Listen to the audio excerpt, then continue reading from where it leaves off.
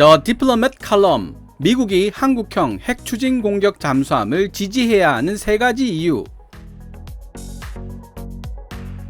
일본에서 발간되고 있는 영자 국제정세 전문지 The Diplomat은 미국과 영국이 호주의 핵 추진 잠수함 건조를 돕겠다고 발표한 지 얼마 되지 않아 미국 뉴욕 주립대 에릭 프렌치 교수와 해군사관학교 교수로 재직 중인 유지훈 소령이 공동으로 집필한 칼럼을 게재했습니다. 이 칼럼은 두 사람이 미국 네이버 워컬리지 리뷰에 게재했던 24페이지의 논문 중 핵심적인 내용만을 요약해 놓은 것입니다. 공동 저자 중 한 사람이 대한민국 해군사관학교 교수라는 이유로 이 칼럼의 중립적인 가치를 의심하는 사람들도 있을지 모릅니다. 하지만 나머지 한 명의 저자는 미국 뉴욕 주립대에서 국제학을 가르치고 있는 브레인이며 무엇보다도 이 칼럼을 게재한 The Diplomat 자체가 일본에 근거하고 있는 영자 전문지라는 사실이 주는 의미는 큽니다. 개인적으로 The Diplomat이 대한민국의 국방정책에 대해 취하고 있는 입장은 일본의 시각이 많이 반영되어 있다는 분석을 하고 있기 때문입니다. 물론 일본 극우단체들의 편향된 시각보다는 훨씬 가치 중립적인 태도를 취하고 있기는 하지만요. 먼저 thediplomat.com에 게재된 칼럼 내용을 번역해보고 간단한 제 의견을 말씀드린 후 영상을 마무리 짓도록 하겠습니다. 혹시 이 칼럼의 원문이 되는 논문을 원문으로 보고 싶으신 분들을 위해 영상 댓글로 다운받을 수 있는 주소를 링크해 놓도록 하겠습니다. 기사 원문은 노란색 글자로 표시됩니다. 지난주 미국과 영국은 호주가 핵추진 공격 잠수함 SSN을 개발할 수 있도록 상호 협력할 것이라는 발표를 했다. 어커스라고 불리는 이 새로운 협정은 호주, 영국, 미국 세 국가 사이의 협력 관계를 더 한층 두텁게 하고 인도 태평양 전역에 전력 투사를 계획하고 있는 호주의 능력을 강화시킬 뿐만 아니라 나날이 증가하고 있는 중국의 해군력을 견제하는 데도 큰 도움을 줄 것으로 보인다. 이번 협정은 또한 미국의 중요한 또 다른 인도 태평양 동맹국인 대한민국의 핵 추진 공격 잠수함 보유 열망에 대한 입장을 제고할 수 있는 기회를 제공하고 있다. 대한민국은 지금까지 수차례에 걸쳐 핵 추진 공격 잠수함 SSN을 해외에서 도입하거나 직접 생산하는 문제에 대한 깊은 관심을 표명해 왔다. 지난 2003년 노무현 전 대통령은 은밀하게 핵 추진을 연구하기 위한 노력에 착수한 적도 있으며 현직 문재인 대통령도 대한민국의 핵 추진 잠수함 함대가 꼭 필요하다는 사실을 강조해 왔다.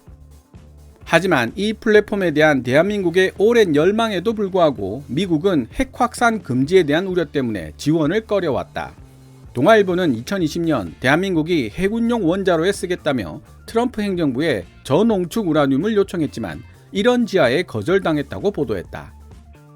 대한민국의 핵 추진 공격 잠수함 프로그램에 대한 지원을 보류하기로 한 미국의 결정은 반드시 재고되어야 한다.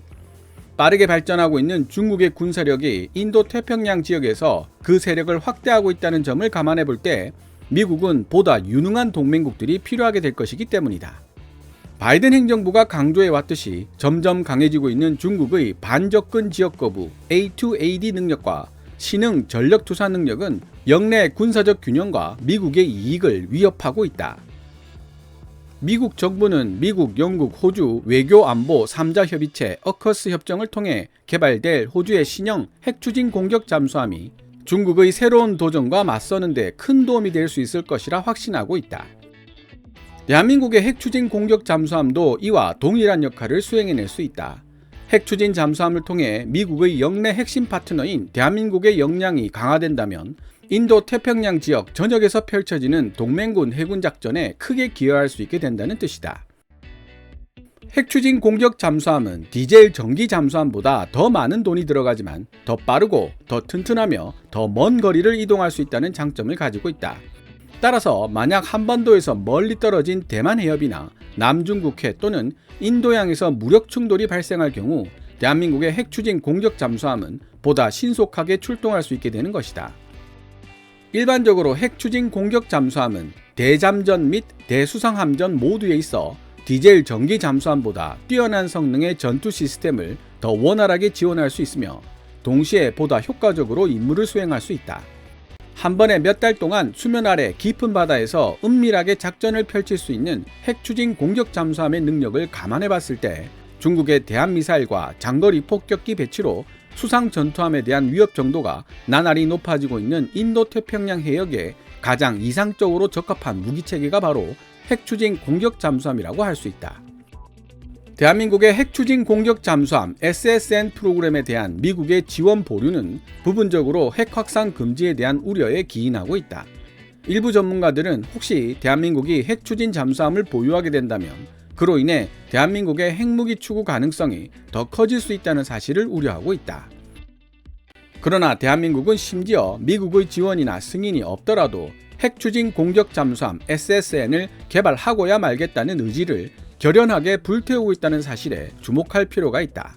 만약 미국이 대한민국과 협력하여 핵추진 공격 잠수함 개발에 나선다면 적절한 안전 조치를 확보하고 다양한 회계상 수단들을 취할 수 있다는 점에서 오히려 더 유리한 고지를 점할 수 있을 것이다. 또한 대한민국의 핵추진 공격 잠수함 프로그램에 대한 미국의 지원은 동맹국으로서 미국에 대한 신뢰성을 한층 더 강화시켜주게 될 것이다.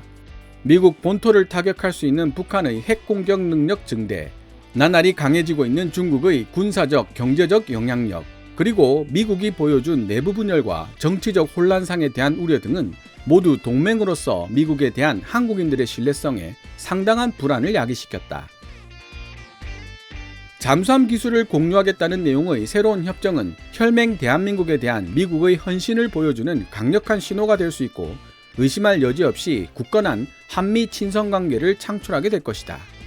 사실 대한민국의 핵추진 공격 잠수함 프로그램에 대한 미국의 지지는 인도태평양 지역의 공해를 자유롭고 개방적이며 안전한 곳으로 유지하려 하는 미국의 노력에 더 많은 협조를 할 수 있도록 한국 정부를 설득하는 데 큰 도움이 될 수 있다.